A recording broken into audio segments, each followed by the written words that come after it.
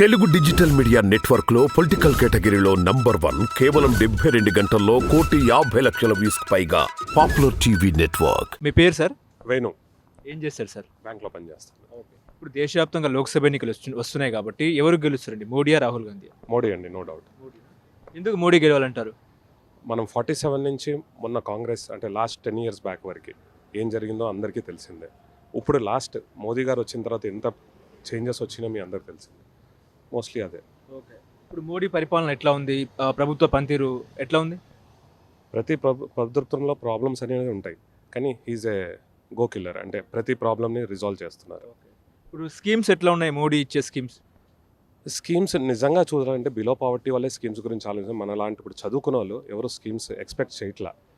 ప్రతి ప్రభుత్వం కూడా ఇప్పుడు స్కీమ్స్ ఇస్తుంది ఏంటంటే మ్యానిపులేట్ చేయనికే. కానీ స్కీమ్స్ పక్కన పెట్టినా ఈరోజు ఇండియా ఈ స్థాయిలో ఉందంటే ఇట్స్ బికాస్ ఆఫ్ మోడీ. అసలు మోడీకి ఎందుకు ఓటేయాలి, మళ్ళీ బీజేపీని ఎందుకు పవర్లోకి తీసుకురావాలంటే ఏం చెప్తారు సార్? అదే సార్ నేను అంటున్నా, last 10 years back story, 10 years నుంచి before 10 years before Modi after Modi మీరు చూస్తే ఇట్స్ టోటలీ డిఫరెన్స్. ఈ రోజు మనం నుంచొని ఇక్కడ ప్రశాంతంగా మాట్లాడగలుగుతున్నామంటే ఇట్స్ బికాస్ ఆఫ్ మోడీ. ఇప్పుడు అయోధ్య రామ నిర్మాణము, బాలరాముని విగ్రహము, అలాగే ఆర్టికల్ 370 రద్దు ఎట్లా ఉంది?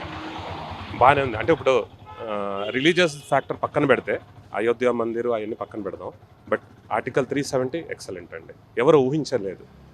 మేబీ ఇప్పుడు వరకు 2 generations అయితే కాదు అనుకొని చనిపోయి కూడా ఉండుంటారు. కాంగ్రెస్ గవర్నమెంట్ ఫామ్ చేసే అవకాశం ఉందా? నా ఇండివిజువల్ ఒపీనియన్ అయితే ఇంపాసిబుల్ సార్. ఎందుకు రాహుల్ గాంధీ ఎందుకు ప్రైమ్ మినిస్టర్ కాడు అని చెప్తున్నారు? అంటే ఇప్పుడు నేను ఇండివిజువల్గా చెప్పలేను, బట్ మీరు ఎవరిని సర్వే చేసినా ప్రైమ్ మినిస్టర్ స్థాయి మనిషి కాదు అని అనుకుంటాం. What ever factors. ఇప్పుడు దేశవ్యాప్తంగా ఇండియా డిజిటల్ అయ్యిందా అంటే ఏం చెప్తారు ఒక బ్యాంక్ ఎంప్లాయీ? అంటే దేశవ్యాప్తంగా ఇండియా డిజిటల్ ఇండియాగా అయ్యిందా అంటే ఏం చెప్తారు? పూర్తిగా అవ్వలేదండి, బట్ స్టిల్ గ్రేట్ అండి. కరోనా ముందు చూస్తుంటారు మీరు, మనం ఏదైనా కానీ జోబులో డబ్బులు ఉండాలి. ఈ రోజున మన ముగ్గురులో ఇప్పుడు నించున్న వాళ్ళలో కూడా డబ్బులు పెట్టుకోకుండా వెళ్ళొచ్చండి ఎక్కడికైనా. ఎట్లా ఉన్నాయి అంటే ఇటు తెలంగాణ విషయానికి వస్తే తెలంగాణలో బీజేపీకి ఎన్ని సీట్లు వస్తాయి? అది చెప్పటం కానీ లీడింగ్ అయితే ఉండిద్ది అనుకుంటున్నానండి. ఇప్పుడు ఎన్ని సీట్లు వస్తాయి కాంగ్రెస్కి, బీఆర్ఎస్కి, బీజేపీకి ఎన్ని సీట్లు వస్తాయి తెలంగాణలో? మోస్ట్లీ మోర్ దెన్ 50% అయితే బీజేపీకే వస్తాయండి. ఓకే, దేశవ్యాప్తంగా బీజేపీకి ఎన్ని సీట్లు వస్తాయి సార్? 400 అని చెప్తున్నారు. అయితే 400 కొద్దిగా అటు ఇటుగా వచ్చేస్తారండి. అంటే కాంగ్రెస్ అంటుంది ఏంటంటే రాజ్యాంగాన్ని మార్చేస్తారు బీజేపీ అధికారంలోకి వస్తే అని చెప్పి. రాజ్యాంగం మారలేదండి. 370 ఆర్టికల్ తీశారు. దాని రాజ్యాంగంలో ఒక పార్ట్ అది.